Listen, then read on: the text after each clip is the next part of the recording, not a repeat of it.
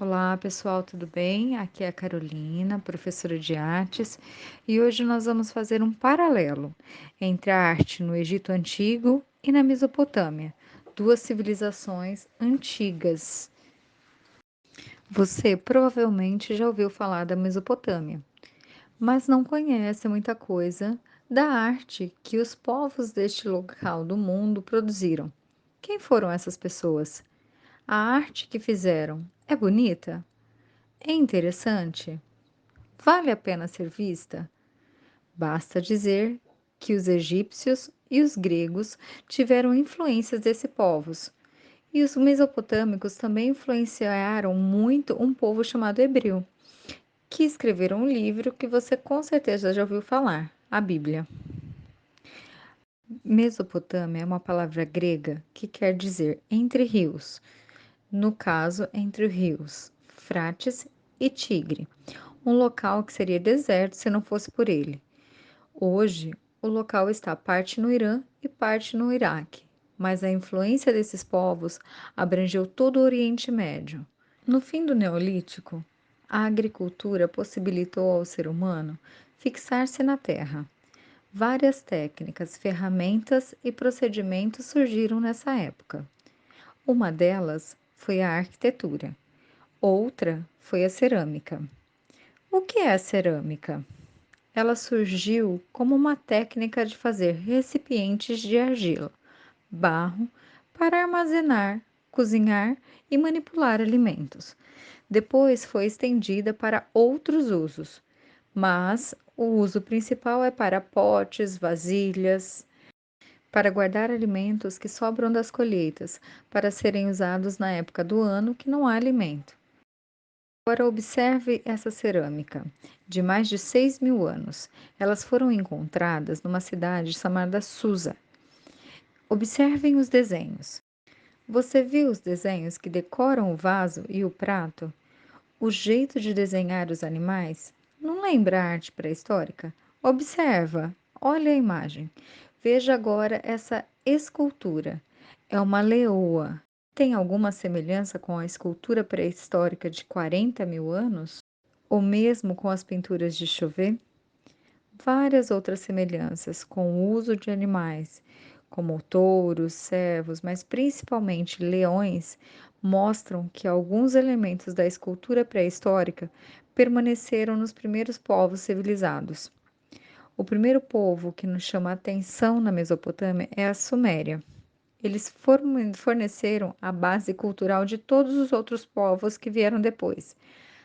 A base, a economia, os mitos, a religião e a arte. Eles desempenham o mesmo papel para a Mesopotâmia que os gregos na nossa cultura ocidental. Como esses povos estavam muito próximos da natureza, não é de se estranhar que os animais desempenhem um papel fundamental na sua arte. Vejam esses objetos encontrados na cidade de Ur. Essa é uma lira, um instrumento musical de cordas, decorada com a cabeça de um touro. E esse bode, com chifres enroscados no arbusto. São peças feitas há 5.000 anos que mostram uma técnica muito sofisticada de trabalhar, com pedra e madeira. Os sumérios deram um jeito de usar o barro para fazer casas, assim como fizeram com os recipientes que eles guardavam comida. Assim, nasceram os tijolos. São com os tijolos de barro que os suméricos constroem os zigurates, que eram consideradas as casas dos seus deuses. Essas instalações são próximas e se assemelham às montanhas, que eram aonde eles acreditavam que os seus deuses moravam. As montanhas eram muito distantes da Mesopotâmia. Supõe-se que o lugar era e ainda é uma planície, terreno plano. Então, para ter os deuses mais próximos das suas cidades, foi que eles pensaram em fazer o quê? As pirâmides, as montanhas. Para ter os deuses mais próximos em suas cidades, o jeito foi fazer montanhas artificiais, os zigurates. O formato deles, pirâmides de degraus, deram a ideia para as primeiras pirâmides do Egito, que eram quase a mesma coisa, embora tenham outra finalidade, que era de abrigar os pertences e o corpo do faraó falecido. Foram os zigurates, que provavelmente deram ideia à Torre de Babel. Os mesopotâmicos descobriram que misturar pigmentos, substâncias que dão cor às tintas, ao barro, e depois queimar os tijolos feitos dessa forma no forno, resultava em algo assim: os tijolos esmaltados, que depois deram origens aos azulejos.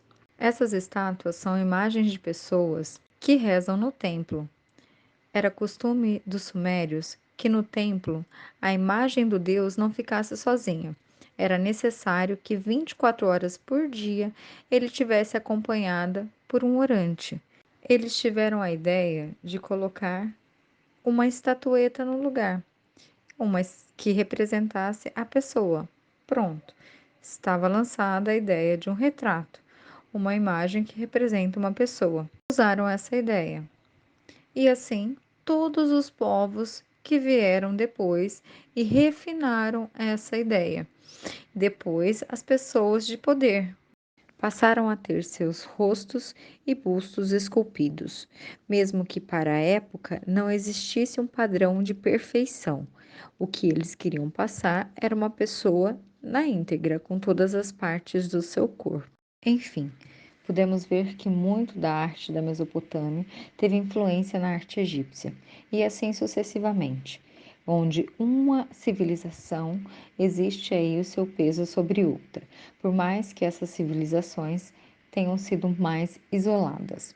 Todas elas trouxeram e somaram bagagem e muita arte às demais civilizações. Vamos pesquisar agora sobre os tipos de escrita que existiam na civilização mesopotâmica e os três tipos de escrita que existiam na civilização egípcia. Após a realização da pesquisa, vocês vão enviar para este e-mail, ou em forma de fotografia, ou se quiserem fazer já em documento Word e anexar, também pode, ok? Beijo, a gente se encontra na próxima aula.